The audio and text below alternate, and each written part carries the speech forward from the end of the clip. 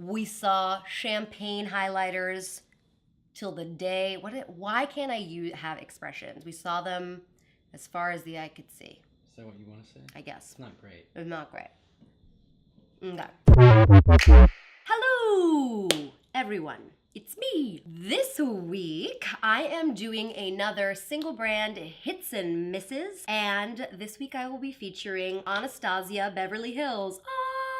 I love Anastasia, I love Norvina, I love the brand, and I couldn't be more ecstatic to share with you all my favorite hits and unfortunate misses from the brand. Now, before I get started, of course, this is not a sponsored video. No one's paying me to say these words. These are just my personal opinions on the brand and their products that they've put out. I have been a beauty consumer for a very long time, so I've been fortunate to watch the Anastasia rise from just being a brow brand to being a full scope makeup line sold at Sephora. They are truly a revolutionary brand. They have changed the face of makeup time and time again, and I'm just continuously wowed with the products they come out with, their innovation, their originality, and influence and inspired other brands and makeup artists to change the makeup world. So of course they started off with exclusively brow products. Anastasia herself is a brow queen, brow maven, and now brows are such a huge thing, and I attribute all of that to her.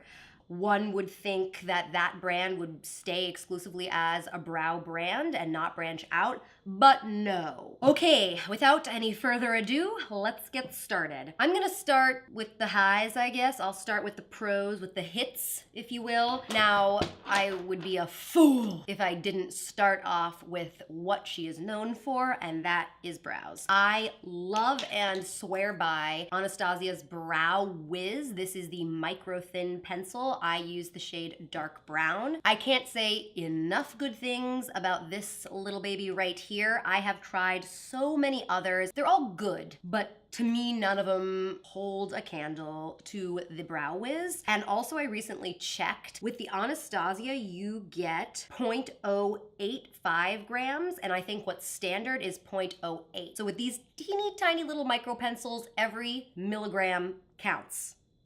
And you're getting the most product with this. Love it, can't say enough. Of course, the brow gel is another favorite of mine. This is like super glue for your brows. They will not budge after you put this bad boy on. And then this is sort of like a nostalgic callback to one of my former favorite brow products of all time, and that is the Anastasia Dip Brow. You remember back in the day when those really thick, bold brows where you didn't have to have any hair on your head at all? That was the Dip Brow, baby. If you saw those brows, and you still see them everywhere, I can almost guarantee you those people are still and were using the Anastasia Dip Brow. This is an amazing gel product. It's a pomade for your brows. Amazing.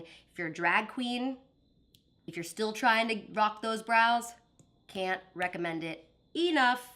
Love it. Of course, the brows started out this video because they are the strongest product in her collection, if you ask me, but I would be remiss if I did not bring up the Anastasia Modern Renaissance eyeshadow palette. I don't know that there's ever been an eyeshadow palette that's talked about as much as this one. The shades are just to die for. Of course, it's a warmer eyeshadow palette, sticking with the orange, red, pink tones, a little bit of brown in there. It's just such a universal palette. I'm wearing it on my eyes today. This retails for $42, just like all of her others, but by far this is the standout over the Master palette by Mario, certainly over the Subculture palette. This is amazing, and this is again what I'm talking about with her revolutionizing makeup. When this eyeshadow palette came out, it is what jump-started the whole warm eyeshadow palette trend. All those pinks and oranges and reds that we started to see in every single eyeshadow palette and now people are getting a little sick of, it started here. Of course, this was not the first warm eyeshadow palette to hit the market, but this is what catapulted that trend. Buttery, smooth, blend like a dream.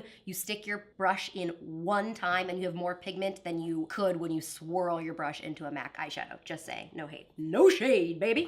Okay, and my final hit for today is the Moonchild Glow Kit. God, do I love this kit, this palette, this highlighter palette. The Moonchild Glow Kit retails for $40 and it includes 6 radiant highlighting shades, and they're all in fun, funky colors. This came out a few years ago, and again, revolutionary. I believe this is what catapulted the highlighting trend, the colored highlighting trend. Before this palette came out, we saw champagne highlighters and gold highlighters as far as the eye could see in a range of skin colors, sure, but there wasn't colored highlighters like this one has. Pink Heart became the favorite of YouTubers and beauty gurus across the board. I also am wearing that on my cheeks today. Can you see that gorgeous pink shift?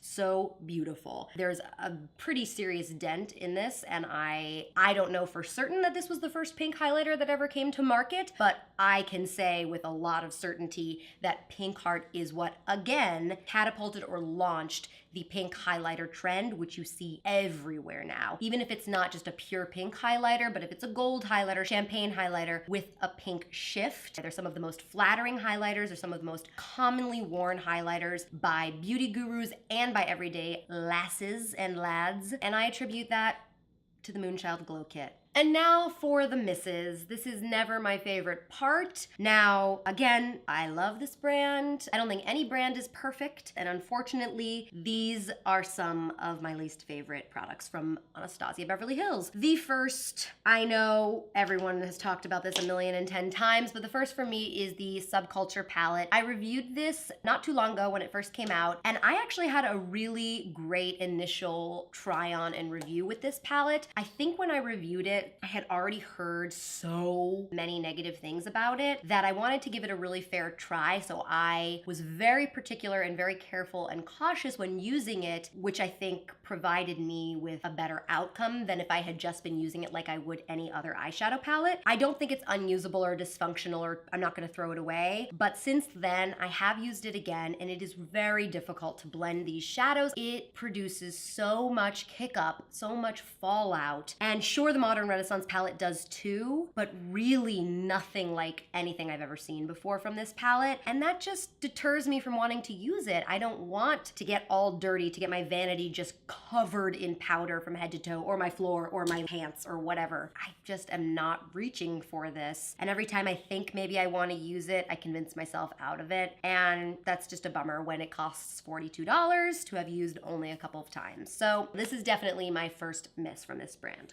My second miss are the cream gel liners. These are eyeliners in a gel formula in a pot, just like the Dip Brow Pomade. I have the jet black one, and it is dry as a bone. It dried out within like the first couple of weeks, I think, of me buying it. I know to keep the lids tightly closed on certainly any pomades or gel products like these, so I don't think that's what happened here. Reading reviews on Sephora.com and other platforms, it seems that a lot of people have this issue as well, and honestly, it's just not worth it for me. I have plenty of other gel eyeliners. Honestly, the e.l.f. is my absolute favorite black gel eyeliner to use. It never dries out, so I'm just gonna absolutely skip it. Sure, you can put little drops of argan oil or some other kind of oil to bring some life back into it, but again, when I have others that don't dry out and are a fraction of the cost, I'm certainly not going to repurchase the Anastasia cream gel eyeliner. Sorry. And my third and final miss for today, I know this is probably gonna cause a little bit of an uproar. They're liquid lipsticks. I tried so hard to like these. I think when it comes down to it, this is just a formula I can't get down with. It is a thicker, moussier formula, which isn't my preference. That's not my go-to, but there are certainly moussey formulas like the Ofra liquid lipsticks that perform beautifully, that I love. They're not too thick or clumpy. That is not the case with these for me. They crumble almost instantly. They're so drying, and for how thick and moussey they are, I just don't really understand why they're so drying. I feel like they should be extra hydrating if that's the case. Whatever. Very, very drying, and they crumble and crack almost immediately. and it's so hard to get the crumble off of your lips, and you definitely cannot reapply a second coat over it. It will just be absolutely unbearable and wildly uncomfortable to wear. If your lips start to crumble or crack, you essentially have to take off the whole lip and reapply. And for me, they start to crumble within the first couple of hours. So that would be taking a full liquid lip off and reapplying 4 to 5 times a day. And that is just something I will never do. Forget about eating or drinking with these. The second any food or drink touches your lips, it just clings and creates even more of a crumble. It's just a disaster. I just can't get behind these liquid lips. Sorry. I love this brand. I love Anastasia and Norvina. I think they're just such innovative creators. They just know the pulse of the makeup market. They can anticipate our needs, and they are trend setters for sure. Comment down below. I'm really interested to know what your favorite Anastasia Beverly Hills products are, and I guess what your least favorite ones are as well, so I can avoid them. If you like these single brand hits and misses videos, then you can catch my first one right here, and let me know if there's another brand that you guys want to see next. Don't forget to hit the subscribe button below and follow me on Instagram at laurenmarienyc. See you guys next week.